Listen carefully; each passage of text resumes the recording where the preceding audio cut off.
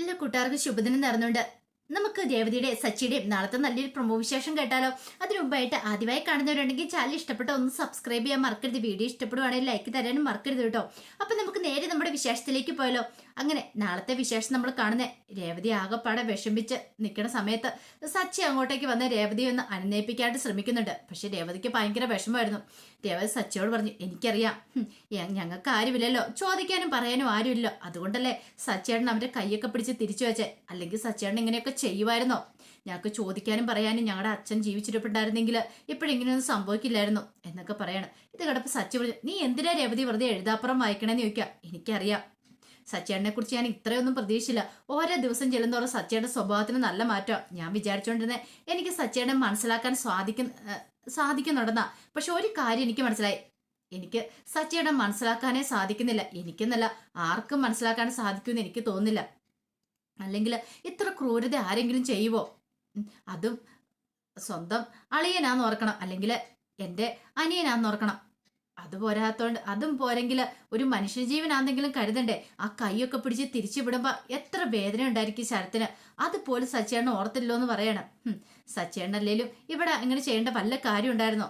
മഹേഷും ആന്റണിയും തമ്മിലുള്ള പ്രശ്നം, അതിന്റെ ഇടയ്ക്ക് സച്ചേട്ടൻ പോയി ശരത്തിന്റെ കൈ പിടിച്ച് തിരിച്ചു വെച്ചെന്തിനാ?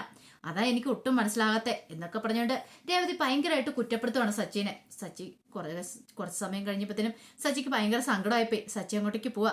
സച്ചിക്ക് പറയണമെന്നുണ്ട്, പക്ഷെ പറയാൻ പറ്റില്ല. പറഞ്ഞിട്ടുണ്ടെങ്കിൽ അവളുടെ മനസ്സിന്റെ വേദന ഇരട്ടിയാവും. ഇപ്പൊ തന്നോടുള്ള ദേഷ്യം കൊണ്ട് കുഴപ്പമില്ലാതെ മുന്നോട്ട് പോന്നു. പക്ഷെ ശരത്ത് എന്താ ചെയ്തേന്ന് അറിഞ്ഞിട്ടുണ്ടെങ്കിൽ അത് അവൾക്ക് ഒരിക്കലും, അവൾക്കെന്നല്ല അവളുടെ കുടുംബത്തിലുള്ള ആർക്കും സഹിക്കാൻ പറ്റില്ല. അതിനേക്കാളുപരി ഈ വീട്ടിലെല്ലാവരും അറിഞ്ഞിട്ടുണ്ടെങ്കിലോ എത്രമാത്രം അവൾ വേദനിക്കും. എല്ലാവരുടെ മുന്നിൽ അവൾ നാണം കെടും. അവളൊരു കാരണവശാലും ആരുടെ മുന്നിൽ നാണം കെടല്. കാരണം തൻ്റെ ഭാര്യയാണ് അവള്, തന്നെ ജീവനത്തിലെ സ്നേഹിക്കുന്നുണ്ടെന്ന് സച്ചിക്ക് അറിയാം. അതുകൊണ്ട് തന്നെ ആരുടെ മുന്നിൽ അവളെ നാണം കെടുത്താനായിട്ട് സച്ചിക്ക് ഒരുക്കമല്ലായിരുന്നു. പിന്നീട് ചന്ദ്രമതി ഭയങ്കര സന്തോഷത്തിലാണ്. കാരണം രക്ഷപ്പെട്ടു. അങ്ങനെ സച്ചിൻ രേവതിയും തമ്മിൽ വീണ്ടും അടിച്ചു പിരിഞ്ഞു. ഇങ്ങനെ ഒരു മുഹൂർത്തത്തിന് വേണ്ടി കുറച്ച് നാളായി കാത്തിരിക്കുന്നത്. ചക്കര അടയം പോലെയായിരുന്നു രണ്ടെണ്ണം കൂടെ. എന്തായിരുന്നു സ്നേഹം. അപ്പോഴേ താൻ മനസ്സിൽ കരുതിയതാ. പൂക്കടയിട്ട് കൊടുക്കുന്നു. അങ്ങനെ സന്തോഷത്തോട് ടെറസിലേക്ക് പോവാണ് ചന്ദ്രമതി. പിന്നീട് നേരെ ബാമനെ ഫോൺ ചെയ്യണം. ബാമനെ ഫോൺ ചെയ്ത് കഴിഞ്ഞപ്പം ചന്ദ്രയുടെ സൗണ്ട് കേട്ടത് കഴിഞ്ഞപ്പം ബാമ ചോദിച്ചു, എന്താ ചന്ദ്ര ഭയങ്കര സന്തോഷത്തിലാണല്ലോ എന്ന് ചോദിക്കണം. പിന്നെ എങ്ങനെ സന്തോഷിക്കാതിരിക്കും ബാമേ ഞാൻ? അതുപോലെയുള്ള കാര്യങ്ങളൊക്കെ അല്ലേ ഇവിടെ നടന്നുകൊണ്ടിരിക്കുന്നത്. എന്ത് കാര്യങ്ങള്? അതെ, ഒരു കാര്യമുണ്ട്. രേവതി സച്ചിയും കൂടെ വീണ്ടും അടിച്ചു പിരിഞ്ഞെന്ന് പറയണേ. അടിച്ചു പിരിഞ്ഞെന്നോ? നീ എന്തൊക്കെയാ ചന്ദ്രയെ പറയണേ? നിനക്കെന്താ സന്തോഷമാണോ? നിന്റെ മകനും മരുമോളും അല്ലേ, അവർ ഒന്നിച്ചു പോകാനല്ലേ ആഗ്രഹിക്കണ്ടേ? അവര് വഴക്കുണ്ടാക്കിയെന്ന് പറയുമ്പോൾ നീ എന്തിനാ എത്ര സന്തോഷിക്കണമെന്ന് ചോദിക്കുക.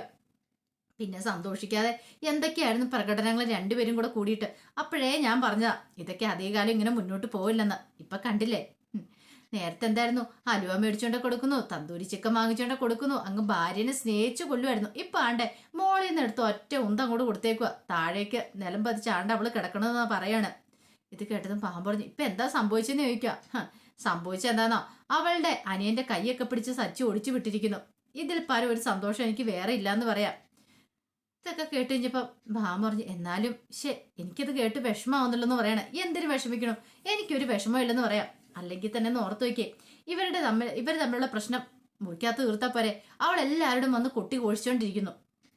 അതൊക്കെ സുധീനെ അവരെ കണ്ടുപിടിക്കണം. അവരവരുടെ മുറിക്കിൽ എന്തെങ്കിലും പ്രശ്നമുണ്ടെങ്കിൽ അത് അവിടെ തന്നെ തീർക്കാൻ ശ്രമിക്കും. അങ്ങനെയല്ല ചെയ്യണ്ടേ. ഇത് അവള് വന്ന് അവളുടെ അമ്മായിച്ചനോട് പറഞ്ഞു കൊടുത്തിരിക്കുന്നു. അതിന്റെ വല്ല ആവശ്യമുണ്ടോ? ഇതൊക്കെ അവൾക്ക് കിട്ടേണ്ടത് തന്നെ. അവൾക്ക് ഇത്തിരി അഹങ്കാരം കൂടുതലായിരുന്നു. അവളുടെ അഹങ്കാരത്തിന് ഏറ്റക്കാനത്ത് അടിയാന്ന് പറയണം. ഇതിന്റെ പിന്നെ വേറെന്തെങ്കിലും രഹസ്യം ഉണ്ടോന്ന് ആര് കണ്ടു? ഇത് കേട്ടൻ പറഞ്ഞു, ചന്ദ്രേ നീ ഇങ്ങനെയൊന്നും പറയരുത്. ഒന്നും അല്ലെങ്കിൽ അവൾ നിന്റെ മരുമകളല്ലേന്ന് ചോദിക്കണം. മരുമകളാണ് പോലും. പിന്നെ മരുമകള് ഞാനൊന്നും പറയണില്ല എന്നൊക്കെ പറഞ്ഞ് ചന്ദ്രമതി ഭയങ്കര സന്തോഷത്തിലാ. കണ്ടു, അധികം വൈകാതെ തന്നെ രണ്ടെണ്ണത്തിനെ ഞാൻ വീട്ടിൽ നിന്ന് അടിച്ചു പുറത്താക്കും. രണ്ടങ്ങനെ ഏതെങ്കിലും വാടക വീട്ടിൽ എവിടെയെങ്കിലും പോയി കിടക്കട്ടെ. അങ്ങനെയാണെങ്കിൽ സന്തോഷമാവും എനിക്ക്. അതിനുള്ള തീരുമാനങ്ങളൊക്കെ ഞാൻ ഇനി അടുത്ത് എടുക്കാനായിട്ട് പോണേ എന്നൊക്കെ പറയാണ്. ഇങ്ങനെ ശരി എന്നാ എന്നൊക്കെ പറഞ്ഞിട്ട് ഫോൺ വെച്ച് കഴിയുമ്പത്തേനും രവീന്ദ്രൻ അങ്ങോട്ട് കയറി വന്ന് രവീന്ദ്രൻ കേട്ട് കുറച്ച് പറയുന്നതല്ല. രവീന്ദ്രൻ മനസ്സിലിഞ്ഞു, അല്ല ചന്ദ്രേ ഞാനേ അശോകനെ ഒന്ന് ഫോൺ വിളിക്കട്ടെ എന്ന് പറയാം. അശോകനെ എന്തിനാ ഇപ്പൊ ഫോൺ വിളിക്കുന്നത്? അല്ല നിന്റെ കുറച്ച് കുറ്റങ്ങളൊക്കെ പറഞ്ഞു കൊടുക്കാനായിട്ട്. എന്റെ കുറ്റങ്ങളോ? എന്റെ കുറ്റങ്ങൾ എന്തിനാ ഇപ്പൊ അശോകനോട് പറഞ്ഞു കൊടുക്കുന്നേ? അപ്പൊ നിനക്ക് നിന്റെ മകന്റെ മരുമകളുടെ കുറ്റം പിന്നെ നാട്ടുകാരുടെ മുഴുവൻ വിളിച്ചു പറഞ്ഞു കിടക്കാം. ഒരു കാര്യം ചെയ്യാം, ഞാനൊരു മയക്ക് തരാം, നീ ഒരു മയക്കാനോട്സ് നടത്ത്. ഇവിടെ നിന്ന് പറഞ്ഞിട്ട് പോരെങ്കിൽ ആ റോഡിലേക്ക് ഇറങ്ങി നിന്നിട്ട് ഉറക്കെ വിളിച്ചു പറ, 10 മനുഷ്യന്മാർ കേൾക്കട്ടെ എന്ന് പറയാ. രവിയേട്ടൻ എന്താ ഇങ്ങനെയൊക്കെ പറയണമെന്ന് ചോദിക്കുക. പിന്നല്ലാതെ ഇങ്ങനെ പറയാതെ പിന്നെ വേണം ഞാനും കൂടെ മൈക്ക് അനൗൺസ് ചെയ്യാം നിന്റെ കുറെ കുറ്റങ്ങളെന്ന് പറയാ. നാളെ ഉണ്ടാ ചന്ദ്രൻ നിനക്ക് കുടുംബ പ്രശ്നം, വീട്ടിലുള്ളവരുടെ പ്രശ്നങ്ങളൊക്കെ നാട്ടുകാരെ മൊത്തം വിളിച്ചറിയിച്ചുകൊണ്ട് നടക്കാനായിട്ട്. അതിനും ബാമ നാട്ടുകാരിയല്ലോ, എന്റെ ഫ്രണ്ട് അല്ലേന്ന് ചോദിക്കും. ആ അങ്ങനെയാണ് ഞാൻ അശോകനോടും പറയാം, അശോകൻ എന്റെ ഫ്രണ്ടാണല്ലോ, നിന്റെ കുറെ കുറ്റങ്ങൾ ഞാൻ പറഞ്ഞു കൊടുക്കട്ടെ എന്ന് ചോദിക്കും. അതിന് എനിക്ക് കുറ്റങ്ങളൊന്നും ഇല്ലോ. ഓ നീ വലിയ പുണ്യവതിയാണല്ലോ, നാളെ രൂപക്കൂട് പണിതിരുത്താലോ, ഒന്ന് മിണ്ട് എന്നെ കൂടെ ഒന്ന് പറയിപ്പിക്കരുത് എന്ന് പറയണം. അതെ, മക്കളെ കുറിച്ച് കുറ്റം പറഞ്ഞുകൊണ്ടിരിക്കുന്ന സമയത്ത് 2 നല്ല വാക്ക് പറഞ്ഞു കൊടുക്കുക. അല്ലെങ്കിൽ അവരെന്തേലും തെറ്റ് ചെയ്തിട്ടുണ്ടെങ്കിൽ അവരെ പറഞ്ഞ് തിരുത്തുന്നതിന് പകരം ഇങ്ങനെയൊക്കെയാണോ വിളിച്ചു പറഞ്ഞ് നടക്കണേ? ഇതാണോ നല്ലൊരു അമ്മയുടെ കടമയെന്ന് ചോദിക്കുക. നിനക്ക് ഇനിയെങ്കിലും അത് ബോധ്യപ്പെട്ടില്ലേന്ന് ചോദിക്കുക. പിന്നെ എനിക്ക് ബോധ്യപ്പെട്ടു പോലും. അവനും അവളും കൂടെ വഴക്കുണ്ടാക്കുന്നതിന് എന്റെ തലയിലേക്ക് എന്തിനാ കയറുന്നതെന്ന് ചോദിക്കും. വഴക്കുണ്ടാക്കണ പോലും ഒരു പരിധി വരെ നിനക്കും ഇതിനകത്ത് പങ്കുണ്ട് ചന്ദ്രേ. നിന്റെ സ്വഭാവം ശരിയാണെങ്കിൽ ഇത്രയ്ക്കൊന്നും ഉണ്ടാകത്തില്ല. നീ അവളെ ചേർത്ത് പിടിക്കുന്നതിന് പകരം നീ അവളെ എപ്പോഴും വെറുക്കുക ചെയ്യുന്നേ. അവളെ നീ എന്തൊക്കെയാ വിളിച്ചു പറയുന്നേ, എന്തൊക്കെയാ അവളോട് കാണിച്ചു കൂട്ടുന്നേ. ഒരു പ്രശ്നം ഉണ്ടാക്കി കഴിയുമ്പത്തിനും എരുതിയിലേക്ക് എണ്ണ ഒഴിച്ചു കൊടുക്കാനല്ലേ നീ ശ്രമിക്കുന്നേ. അത് ശരിയായ നടപടിയാണോ ചന്ദ്രേ? നീ ഒന്ന് ആലോചിച്ചു നോക്കാൻ പറയാണ്.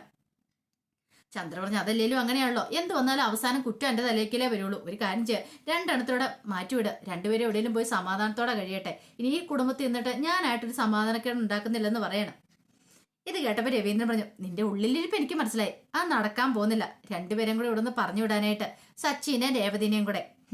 അതിന് വെച്ച വെള്ളം നീയും കൂടെ വാങ്ങി വെച്ചേരെ, അതൊന്നും നടക്കാൻ പോകുന്ന കാര്യമല്ലെന്ന് പറയണം. ഇത് കേട്ടതും ചന്ദ്രമതിയുടെ മുഖം കൂടെ മാറി.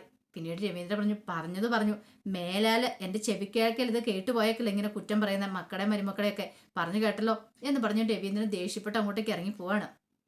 ചന്ദ്രമതിക്ക് സങ്കടവും ദേഷ്യമൊക്കെ വന്നാലും ഒന്നും പറയാൻ പറ്റില്ലാത്തതുകൊണ്ട് ചന്ദ്രമതി അവിടെ നിൽക്കുകയാണ്.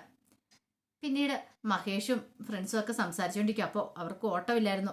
അപ്പോൾ ഓട്ടോ ഇല്ലാത്തതുകൊണ്ട് ഇങ്ങനെ ഓരോ കാര്യങ്ങളൊക്കെ സംസാരിച്ചുകൊണ്ടിരിക്കുകയാണ്. അപ്പോഴാണ് അങ്ങോട്ടേക്ക് ആന്റണിയുടെ കുറച്ച് ശിങ്കിടികളും കൂടെ അങ്ങോട്ട് വരുന്നത്. ആന്റണിയെ കണ്ടു കഴിഞ്ഞപ്പോഴത്തേനും മഹേഷിന്റെ കൂട്ടുകാരന്മാരെ ഒരാൾ ചോദിച്ചു, ഇതെന്ത് പറ്റി ആന്റണി ഇന്ന്? അല്ല പലിശയൊക്കെ തന്നാണല്ലോ എന്ന് പറയണം. ഇത് കേട്ട് കഴിഞ്ഞപ്പം മഹേഷ് പറഞ്ഞു, അത് ശരിയാ, പലിശയൊക്കെ തന്നാ, ഇനിയിപ്പോൾ അടുത്തയാഴ്ച ഇന്ന് പോയിട്ട് അടുത്തയാഴ്ച വരാൻ പറയാണ്. ഇത് കേട്ട് കഴിഞ്ഞപ്പോൾ ആന്റണി പറഞ്ഞു, ഓഹോ നിന്റെയൊക്കെ ഇഷ്ടത്തിനും തോന്നിയാസനൊന്നും അല്ലടാ ഞാൻ വരുന്നേ, ഞാൻ പലിശ മേടിക്കാൻ വന്നല്ല, എന്റെ മുതൽ വാങ്ങാൻ വന്നാന്ന് പറയണം. മുതലോ? അതെ, എന്റെ മുതൽ വാങ്ങാൻ വന്നാ, ഇനി എനിക്ക് പലിശ വേണ്ട, മുതൽ തന്നാ മതി എന്ന് പറയാം. നിനക്കൊക്കെ ഭയങ്കര ഗുണ്ടായുസം അല്ലേ, മര്യാദയ്ക്ക് എന്റെ മുതൽ തന്നോണെന്ന് പറയണം. ഇതേടെ മഹേഷ് പറഞ്ഞു, അതെങ്ങനെ ശരിയാവും?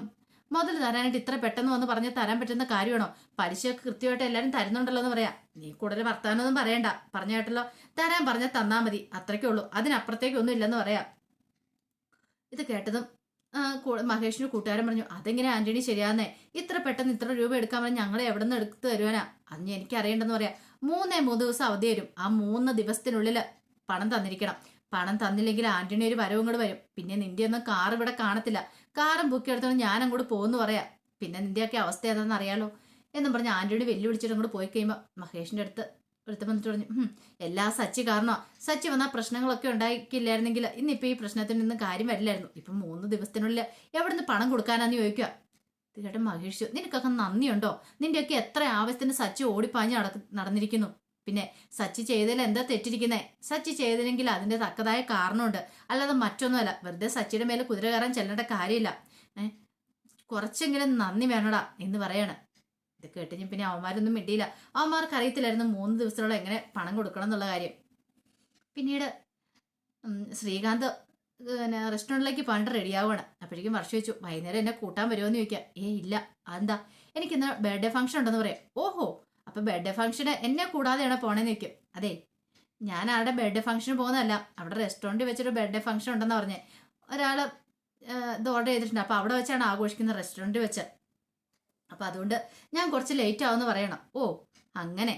അല്ല ഞാനൊരു കാര്യം ചോദിച്ചോട്ടെ, ഇവിടുത്തെ ആരുടെയും ബർത്ത്ഡേ ഒക്കെ ഈ ശ്രീകാന്ത് ഓർത്തിരിക്കുന്നുണ്ടോ എന്ന് ചോദിക്കും. ഓ പിന്നെ ബർത്ത്ഡേ ഒക്കെ ഓർത്തിരിക്കുന്നു പറയണം. അല്ല ഞാനൊരു കാര്യം ചോദിച്ചോട്ടെ, ഇന്നത്തെ ദിവസത്തിന്റെ പ്രത്യേകത എന്താണെന്ന് അറിയാമെന്ന് നിൽക്കും. ഇന്നത്തെ ദിവസത്തിന്റെ പ്രത്യേകത എന്താ? ഇന്ന് തിങ്കളാഴ്ച, അതിനപ്പുറം എന്താ? ഓ അത്രയ്ക്കും അറിയത്തുള്ളല്ലേന്ന് ചോദിക്കണം. ഇന്ന് നമ്മുടെ വെഡിങ് ആനിവേഴ്സറി എന്ന കാര്യം അറിയാമെന്ന് ചോദിക്കാം. വെഡിങ് ആനിവേഴ്സറിയോ? കല്യാണം കഴിഞ്ഞിട്ട് അതിന് എത്ര മാസമായി, അതിനിപ്പുറം എങ്ങനെ വെഡിങ് ആനിവേഴ്സറി വരുന്നതെന്ന് ചോദിക്കാം. ഞാൻ പറഞ്ഞ വെഡിങ് ആനിവേഴ്സറി കല്യാണം കഴിഞ്ഞതിന് ശേഷമുള്ളതല്ല, പിന്നെയോ നമ്മൾ ആദ്യമായിട്ട് കണ്ടത്, അതെങ്ങനെ വെഡിങ് ആനിവേഴ്സറി ആകും? അത് വെഡിങ് ആനിവേഴ്സറി ആകില്ലല്ലോ വർഷമെന്ന് ചോദിക്കുക. നമ്മൾ ആദ്യമായിട്ട് കണ്ട ഡേറ്റ് ഓർക്കുന്നുണ്ടോ? ഓ, എനിക്ക് മനസ്സിലായി. അന്ന് ആ പാവം ഒരു വല്യമ്മേനെ ഇടിച്ചിട്ടിട്ട് നീ പോയത്. നിന്റെ പുറകെ ഞാൻ വന്ന് പൈസ മേടിക്കാണ്ട് വഴക്കുണ്ടാക്കിയത്. അതങ്ങനെ മറക്കാൻ പറ്റുമോ? ആ ഡേറ്റ് എന്നാന്ന് ഓർമ്മയുണ്ടോന്ന് ചോദിക്കും. ഡേറ്റ് ഞാൻ ഓർക്കുന്നില്ല. അല്ല, ഞാൻ എന്നാ ഇഷ്ടമാന്ന് പറഞ്ഞ എന്നാന്ന് ഓർക്കുന്നുണ്ടോന്ന് ചോദിക്കും. അതിപ്പോ അങ്ങനെ ചോദിച്ചിട്ടുണ്ടെങ്കിൽ ഒന്നും ഓർമ്മയില്ലല്ലേ? എനിക്കറിയാം ഒന്നും ഓർമ്മയില്ലാന്ന്. ഇപ്പോഴല്ലേ മനസ്സിലായത്. വെറുതെയാ. അല്ലേലും നിങ്ങളെ പോലുള്ളവർ ആരും ഇങ്ങനെയൊന്നും ഓർത്തിരിക്കില്ലെന്ന് പറയാണ്. പറഞ്ഞിട്ട് കാര്യമില്ല. ഇത് കേട്ട് കഴിഞ്ഞപ്പോ പെട്ടെന്ന് തന്നെ ശ്രീകാന്ത് പറഞ്ഞു, നീ ഓർത്തിരിക്കുന്നുണ്ടല്ലോ, എന്തിനാ അറിയോ, എന്നോട് വഴക്കുണ്ടാക്കാൻ വേണ്ടിയിട്ടല്ലേ എന്ന് ചോദിക്കുകയാണ്. ഇത് കേട്ട് വർഷ പറഞ്ഞു, വഴക്കുണ്ടാക്കാൻ വേണ്ടിയിട്ടൊന്നും അല്ല. പിന്നെ വഴക്കുണ്ടാക്കാൻ വേണ്ടിയിട്ടാണ് എല്ലാവരും ഇതൊക്കെ ഓർത്തിരിക്കുന്നത്. ഒരു കാര്യം ചെയ്യാം, നിങ്ങളുടെ അച്ഛനോടോ അമ്മയോടോ ഒക്കെ പോയി ചോദിക്കാം, ആദ്യമായിട്ട് കണ്ട ദിവസമൊക്കെ ഓർമ്മയുണ്ടോന്ന് പോയി ചോദിച്ചു നോക്കാന്ന് പറയണേ. വേണ്ട വേണ്ട, അതൊന്നും വേണ്ടെന്ന് ശ്രീകാന്ത് പറയണേ. അങ്ങനെ പറഞ്ഞിട്ട് കാര്യമില്ല, ഞാനൊന്ന് ചോദിച്ചിട്ടേ ഉള്ളൂ എന്നും പറഞ്ഞുകൊണ്ട് വർഷ നേരെ ഹാളിലേക്ക് ചെല്ലുമ്പത്തേനും രവീന്ദ്രൻ അവിടെ പത്രം വായിച്ചുകൊണ്ടിരിക്കുന്നുണ്ടായിരുന്നു. പിന്നീട് വർഷ എന്നിട്ട്, അച്ഛാ എനിക്കൊരു കാര്യം ചോദിക്കാണ്ടെന്ന് പറയണം. ഇത് കേട്ട് കഴിഞ്ഞപ്പോഴത്തേനും പെട്ടെന്ന് ശ്രീകാന്ത് പറഞ്ഞു, വേണ്ട വേണ്ട വേണ്ടാന്ന് പറയണം. എന്താടാ നീ തടയുന്നേ? എന്താന്ന് വെച്ചാൽ ചോദിക്കട്ടെ. അത് പിന്നെ ഉണ്ടല്ലോ, ഞാൻ ചോദിക്കുമ്പോൾ അങ്ങനെ വേറൊന്നും തോന്നില്ല. കാര്യം എന്താന്ന് പറ. ഞാനൊരു കാര്യം ചോദിച്ചാ, ആദ്യമായിട്ട് അമ്മേനെ എന്നാ കണ്ടേന്ന് ചോദിക്കുകയാണ്. അമ്മേനെ കണ്ടെന്ന് വെച്ചാൽ ഇപ്പം കുറച്ച് മുമ്പ് ഇവിടെ ഉണ്ടായിരുന്നല്ലോ, അപ്പം അങ്ങോട്ട് പോയല്ലോ എന്ന് പറയണം.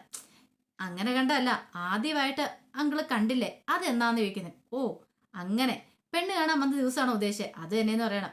ഒന്ന് ആലോചിച്ചിട്ട് പറഞ്ഞു, 1989 മാർച്ച് 21 പറയണം. ഇത്ര കൃത്യമായിട്ട് പറയുന്ന കേട്ടപ്പോൾ വർഷ ശ്രീകാന്തും പറഞ്ഞ് ഞെട്ടിപ്പോയി. ആ ഡേറ്റും വർഷവും തീയതിയൊക്കെ. പിന്നീട് പറഞ്ഞു, അന്നത്തെ ദിവസം ആദ്യമായിട്ട് അമ്മേനെ പെണ്ണ് കാണാൻ ഞാൻ അങ്ങോട്ട് പോയെന്ന് പറയണം. അന്ന് അവൾ ഉടുത്തിരുന്ന ഒരു നല്ലൊരു ഇളം റോസ് നിറമുള്ള സാരിയായിരുന്നു. പിന്നെ തലയെക്കുറിച്ച് മുല്ലപ്പൂ ഒക്കെ വെച്ച് ജിമ്മിക്കാക്കമ്മലൊക്കെ ഇട്ടാന്ന് പറയണം. ഇതെല്ലാം കേട്ട് ഈ വിവരണം കൂടെ കേട്ട് കഴിഞ്ഞപ്പോഴത്തേനും വർഷ ശ്രീകാന്ത് കണ്ണിക്കണ്ണ് നോക്കുക. വർഷ ശ്രീകാന്തിനോട് പറഞ്ഞു, ഇപ്പൊ എങ്ങനെ ഇരിക്കുന്നു കണ്ടില്ലേ? അത്രയും വർഷങ്ങൾക്ക് മുമ്പ് നടന്ന കാര്യം വരെ നിന്റെ അച്ഛൻ ഓർത്തിരിക്കുന്നുണ്ട്. എന്നിട്ടാണ് ഈ കഴിഞ്ഞ വർഷം നടന്ന കാര്യം ഓർത്തിരിക്കാൻ പറ്റാത്ത. ഇത് കേട്ട് കഴിഞ്ഞപ്പോഴത്തേനും രവീന്ദ്രൻ വെച്ചാൽ എന്താ മോളെന്ന് ചോദിക്കുക. ഒന്നുമില്ല, ഞങ്ങൾ അച്ഛനതൊക്കെ ഓർത്തിരിക്കുന്നോടെന്ന് അറിയാൻ വേണ്ടി ഒന്ന് ചോദിച്ചാന്ന് പറയണം. ശ്രീകാന്തിന് ഇങ്ങനെ അന്തം വിട്ട് നോക്കുക. അച്ഛനാള് കൊള്ളാലോ എന്ന് പറയണേ. പിന്നീട് വർഷം പറഞ്ഞു, ബാ നമുക്ക് അമ്മയോട് ചോദിച്ചു നോക്കാന്ന് പറയണേ. അങ്ങനെ നേരെ അങ്ങ് ചെല്ലുമ്പോഴത്തേനും ചന്ദ്രമതി അടുക്കളയിൽ കറി ഉണ്ടാക്കിക്കൊണ്ടിരിക്കുക. രണ്ടുപേരും കൂടെ ചെന്ന് കഴിയുമ്പോഴത്തേനും ചോദിച്ചു, എന്താ മോളെ എന്തേലും വേണോന്ന് ചോദിക്കുവാണ്. അല്ല, അത് പിന്നെ ആന്റിയോട് ഒരു കാര്യം ചോദിക്കാൻ വേണ്ടി വന്ന. കാര്യം എന്താന്ന് പറ. ഒരു കാര്യം ഞാൻ പറഞ്ഞേക്കാം, എന്തെങ്കിലും ഉണ്ടാക്കി തരാനാണെങ്കിൽ നേരത്തെ പറയണം കേട്ടോ. ഇപ്പൊ തന്നെ കണ്ടില്ലേ, ഒരുത്തേക്ക് കടയുണ്ടെന്ന് പറഞ്ഞ് അവൾ ആ കടയിലേക്ക് പോയിരിക്കുക. എല്ലാ ജോലികളും ഞാൻ തന്നെ ചെയ്യണമെന്ന് പറയും. അതൊന്നും അല്ല, അതെ അങ്കിളിനെ എന്നാ ആദ്യമായിട്ട് കാണുന്നതെന്ന് ചോദിക്കും. എൻ്റെ മോളെ അതൊക്കെ ആരും ഓർത്തിരിക്കുന്നു, എന്ന് ആദ്യമായിട്ട് കണ്ടേ, അതൊക്കെ വർഷങ്ങൾക്ക് മുമ്പ് നടന്ന കാര്യമല്ലേ. എൻ്റെ ദൈവമേ, അതിനെക്കുറിച്ചൊന്നും നമ്മൾ ഓർത്തിരിക്കത്തേ ഇല്ലെന്ന് പറയണേ. ഇത് കേട്ട് കഴിഞ്ഞപ്പം വർഷ ശ്രീകാന്തിനോട് പറഞ്ഞു, കേട്ടില്ലേ, അമ്മയുടെ ബുദ്ധിയാണ് ശ്രീകാന്തിനെ ഇട്ടിരിക്കുന്നത്, എല്ലാം മറന്നു പോകുന്നേ. അച്ഛൻ കണ്ടില്ലേ, അച്ഛൻ എന്നാ പെർഫെക്റ്റ് ആണെന്ന് ചോദിക്കുക. കാര്യങ്ങളൊക്കെ എല്ലാ കാര്യങ്ങളും ഓർത്ത് വെച്ചിരിക്കുന്നുണ്ടോന്ന് ചോദിക്കുകയാണ്. പെട്ടെന്ന് ചന്ദ്രമതിക്ക് ബോധോദയം ഉണ്ടായത്. ചന്ദ്രമതി ചോദിച്ചു, എന്താ മോളെ എന്താ കാര്യം ചോദിക്കുക. അത് പിന്നെ അച്ഛനോട് അമ്മേനെ ആദ്യമായിട്ട് കണ്ട എന്നാന്ന് ചോദിച്ചു. അപ്പം അച്ഛൻ കൃത്യമായിട്ട് വർഷവും ഡേറ്റും എല്ലാം പറഞ്ഞിരിക്കുക. എന്തിനേറെ പറയുന്നു, അമ്മ ഇവിടുത്തെ സാരിയുടെ കളർ വരെ പറഞ്ഞിരിക്കുക എന്ന് പറയണത്. ഇത് കേട്ടോ ചന്ദ്രമതി ചോദിച്ചു, ആണോ എന്ന് ചോദിക്കണം. അതേന്ന് പറയാണ്. പിന്നീട് ശ്രീകാന്തിനെ വിളിച്ച് വർഷം അങ്ങോട്ട് മുറിയിലേക്ക് വരുമ്പോഴത്തേക്കും ചന്ദ്രമതി ഇങ്ങനെ ആലോചിക്കുക, ആദ്യമായിട്ട് രവിയേടൻ തന്നെ കാണാൻ വന്നേ. അപ്പൊ ഇത്രയ്ക്ക് സ്നേഹം ഉണ്ടായിരുന്നു തന്നോട് ഇപ്പോഴും എന്ന് കരുതിയിട്ട് ചന്ദ്രമതി നേരെ ഹാളിലേക്ക് എന്നിട്ട് രവീന്ദ്രനോട് ചോദിച്ചു, അല്ല ചായ വേണോന്ന് പറഞ്ഞിട്ടോ. ആ ചായ വേണമെന്ന് പറഞ്ഞു കുറേ സമയം, ഞാൻ ഇപ്പൊ കൊണ്ടുവരാന്ന് പറഞ്ഞിട്ട് ചിരിയൊക്കെ ചിരിച്ച മുടിയൊക്കെ ആട്ടി അങ്ങോട്ട് പോവാണ്. ഇത് കണ്ടപ്പോൾ രവീന്ദ്രൻ എടുത്തു, അന്ന് കണ്ട അതേ ചിരി തന്നെയല്ലേ ഇപ്പോഴും ചിരിച്ചത്, അതേ നോട്ടം അതേ ചിരി. ആ പെണ്ണ് കാണാൻ വന്നപ്പോഴല്ലേ രവീന്ദ്രൻ അതൊക്കെ ഓർത്ത് ഇങ്ങനെ ചിരിച്ചുകൊണ്ടിരിക്കുകയാണ്. ചന്ദ്രമതി ആ പണ്ടത്തെ ആ ഒരു കാലത്തേക്ക് പോവാണ്. കുറേ വർഷങ്ങൾ 10-30 വർഷം മുമ്പുള്ള ആ ഒരു കാലത്തേക്ക്. അപ്പോൾ അതിൻ്റെ വിശേഷങ്ങളൊക്കെ നാളെ നമ്മൾ കാണാൻ പോകുന്നത്. ആ വിശേഷങ്ങൾക്കായി നമുക്ക് എല്ലാവർക്കും കാത്തിരിക്കാം കേട്ടോ. ഒരിക്കൽ കൂടി എല്ലാവർക്കും ശുഭദിനം നേർന്നുകൊണ്ട് നിർത്തുന്നു. നന്ദി.